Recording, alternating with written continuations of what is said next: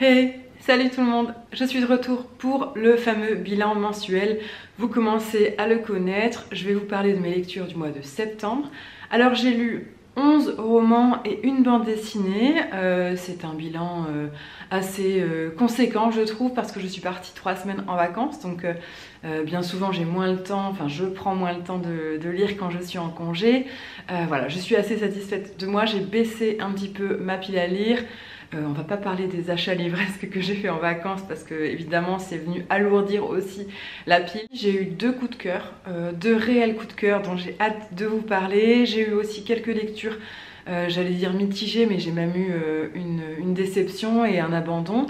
Mais je vous en parlerai parce que le mois dernier j'avais fait le choix de faire l'impasse sur les livres abandonnés et vous m'avez dit en commentaire que ça vous intéressait de savoir pourquoi j'avais abandonné un livre, ce que je n'avais pas aimé finalement. Donc là je vais prendre le temps de vous expliquer, c'est parti.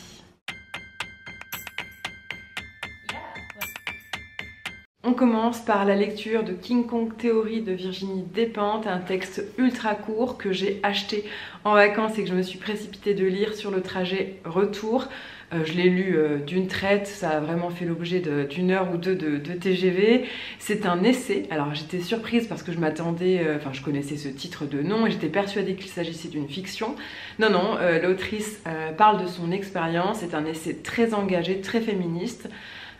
Où elle fait des révélations, je vais pas vous spoiler entre guillemets, je vais rien vous dire, mais j'ai trouvé ça hyper intéressant. Je l'ai pas encore chroniqué sur le blog, mais je le ferai parce que ce livre il m'a vraiment beaucoup plu, il m'a interrogée et il m'a donné envie, alors peut-être pas de découvrir d'autres titres de Virginie Despentes, quoique, mais en tout cas il m'a donné envie de lire d'autres essais sur le féminisme.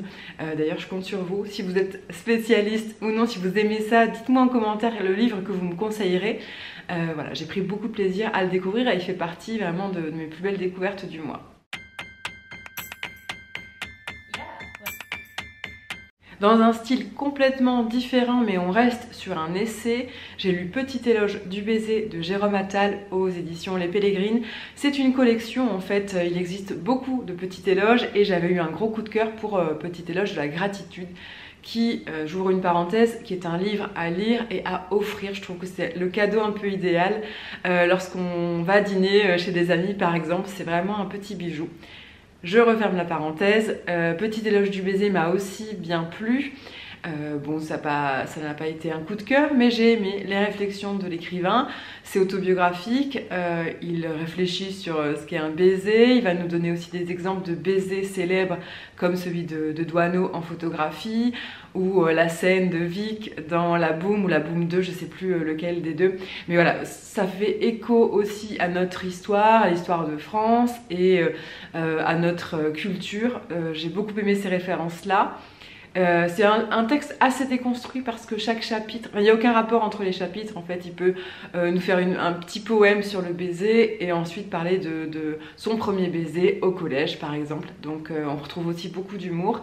C'est la première fois que je découvrais la plume de Jérôme Attal et j'ai aimé ça.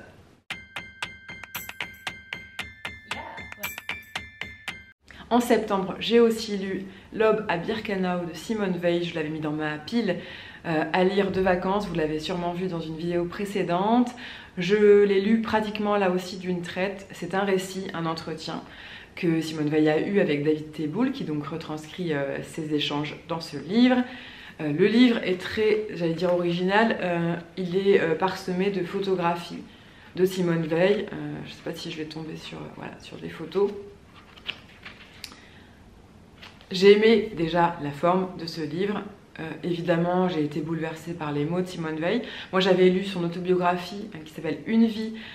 Je l'ai lu lorsque Simone Weil est décédée il y a quelques années. J'ai été touchée par évidemment son histoire dans les camps. Il n'y a pas seulement Simone Weil qui prend la parole dans ce livre, on a aussi Marceline Loridan-Ivens qui était sa grande amie de toujours. On a un monsieur qu'elle a aussi connu dans les camps et qui échange avec David Teboul. Donc c'est très pertinent, on a sa sœur Denise qui intervient aussi. C'est un livre qui est touchant et voilà, pour ne pas oublier, je pense que c'est important de se rappeler de cette histoire-là et de lire et de transmettre ces récits. Je vous propose quelque chose de plus gai maintenant. J'ai lu Anne de Redmond, le tome 3 de la saga Anne sans le E, comme on a pu le lire sur Netflix lorsque ça a été adapté en série, Anne de Green Gables communément. J'avais besoin, j'étais arrivée un peu à une panne de lecture dans le mois, je ne sais plus exactement après quel titre, mais j'avais besoin de douceur, j'avais besoin d'une valeur sûre et je savais que ce livre-là ne me décevrait pas. Ça n'a pas manqué, j'ai adoré retrouver les aventures de Anne. Il me tarde d'aller acheter les tomes 4 et 5 qui sont déjà publiés. Et voilà, si vous ne connaissez pas le travail de cette maison d'édition, en plus on a le droit quand même à un objet livre sublime. C'est la littérature principalement, enfin c'est la littérature normalement jeunesse mais qui se lit très bien quand on est adulte.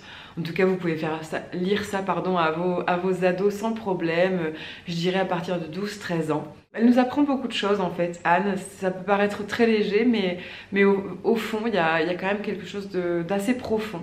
Donc vous passerez un bon moment, je pense que l'automne est la saison idéale en plus pour découvrir cette saga. J'avais ce livre qui trônait sur mes étagères depuis longtemps, je m'étais dit que les vacances étaient l'occasion idéale pour le sortir enfin. Camille et Paul de Dominique Bonnat. Dominique Bonnat, elle est spécialiste des biographies. Moi j'avais lu sa biographie sur Berthe Morisot qui m'avait énormément plu. Là elle s'intéresse évidemment à Camille Claudel et Paul Claudel qui était écrivain.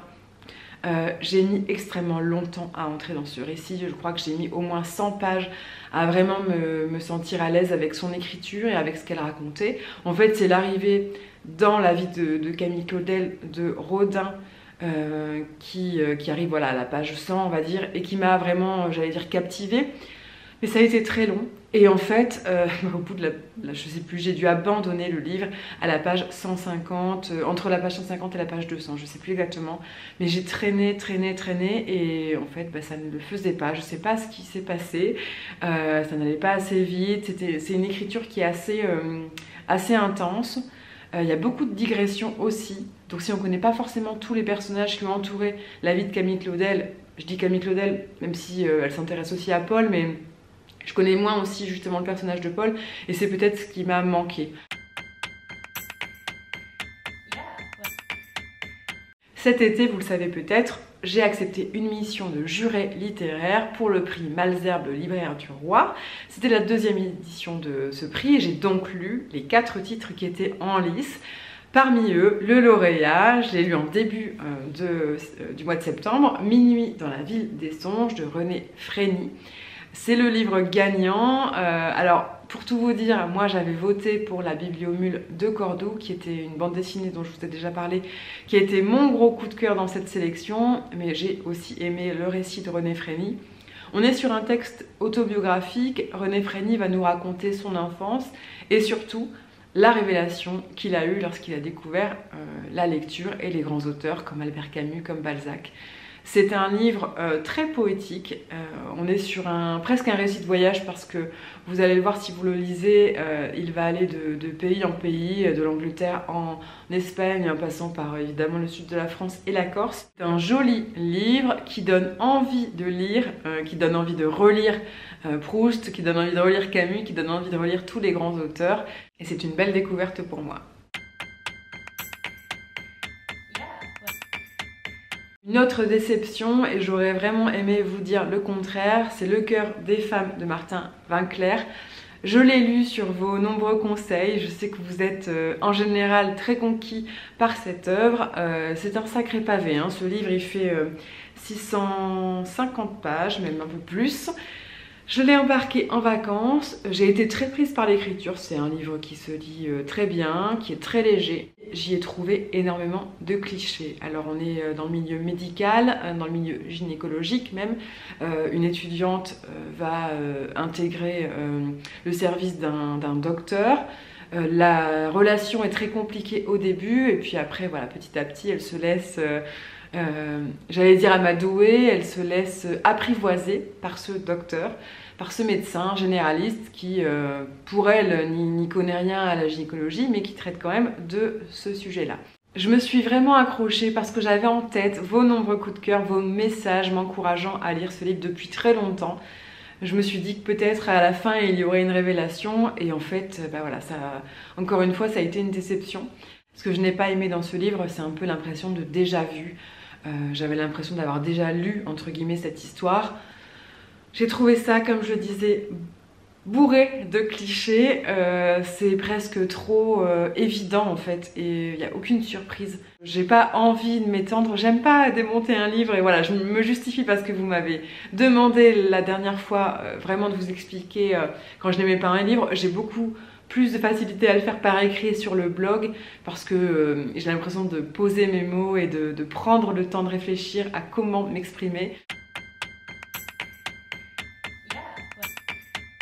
Un genre maintenant que je lis très rarement, c'est le recueil de nouvelles. J'ai lu Risible Amour de Milan Kundera qui m'avait été recommandé sur TikTok. C'est un livre très court qui contient 7 ou 8 nouvelles, ou peut-être un petit peu moins. J'ai beaucoup aimé le début, j'ai beaucoup ri, j'ai beaucoup aimé la plume de Kundera que je découvrais dans ce livre. Je l'ai lu là aussi dans un TGV en partant en vacances, il me semble. Et en fait, ça a été un petit peu le problème, c'est qu'au début, j'ai été très attachée par la première, enfin accrochée par la première et la deuxième nouvelle.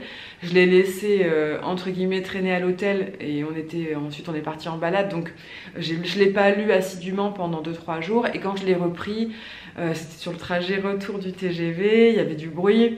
La nouvelle en question que je reprenais me plaisait un petit peu moins. J'avais aussi l'impression qu'on tournait un peu en boucle, on retrouvait des personnages qu'on avait déjà lus. L'humour que j'avais pu trouver au début de la nouvelle n'était plus trop présent au milieu du livre. Donc petit à petit, j'ai commencé à déchanter et en fait, je crois que j'ai même pas lu la dernière nouvelle. Donc c'est pas une réussite, une franche réussite, même si... alors j'ai trouvé un peu de l'ambiance et de l'univers de David Fuenquinos. Et je sais que c'est un auteur qui l'apprécie énormément, c'est un peu son maître en littérature, il nous parle toujours de Kundera. Donc je me dis qu'il a forcément été influencé par ses écrits et ça se ressent. Voilà, moi je fais le chemin inverse, hein, je lis Kundera après Fuenquinos, mais j'ai ressenti ça. Je sais pas si je vous le recommanderais forcément.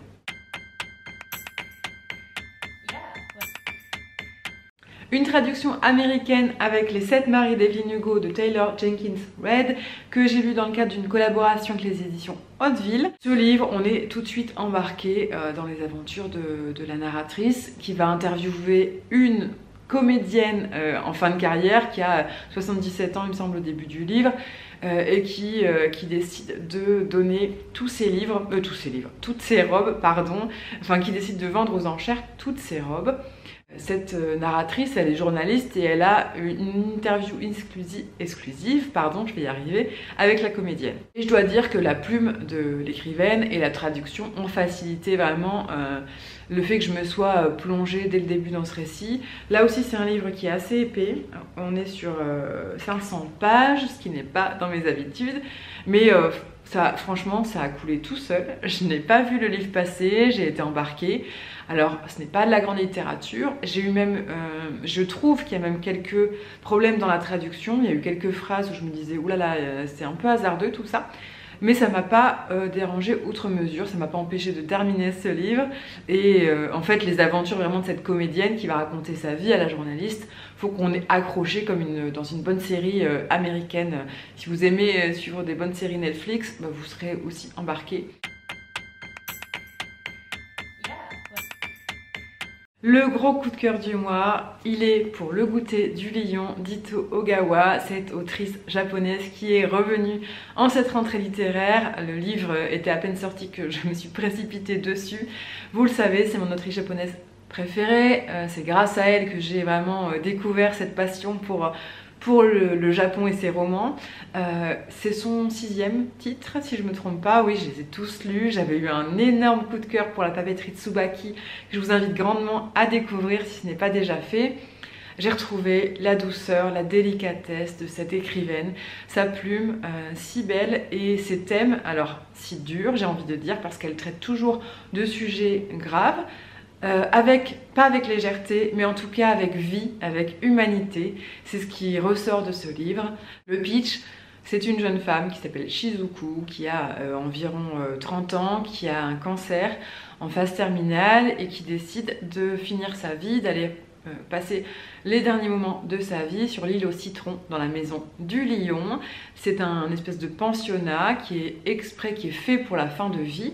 Donc elle va retrouver d'autres personnes dans la même situation qu'elle. Ça va l'amener à faire des rencontres, à réfléchir sur ses derniers instants de vie.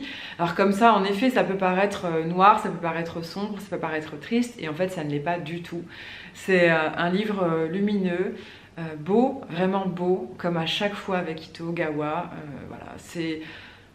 Je sais pas, elle a le don de nous écrire des jolies choses, de faire naître en nous des émotions fortes et de nous procurer, enfin de nous proposer en tout cas des héros qui sont hyper attachants. Un de mes romans préférés d'Ito Ogawa.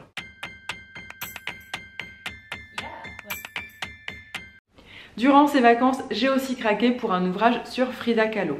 Elle fait un peu l'actualité parce qu'elle est exposée en ce moment au Palais Galliera à Paris, ce qui fait qu'il y a beaucoup de publications qui sortent ou qui ressortent en librairie, pour mon plus grand plaisir, je dois le dire, parce que je suis une fan de l'artiste mexicaine.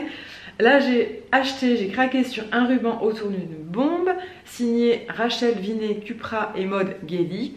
Ce n'est pas une bande dessinée, même si ça y ressemble. C'est un roman illustré, enfin pas un roman d'ailleurs, un essai illustré, un récit illustré.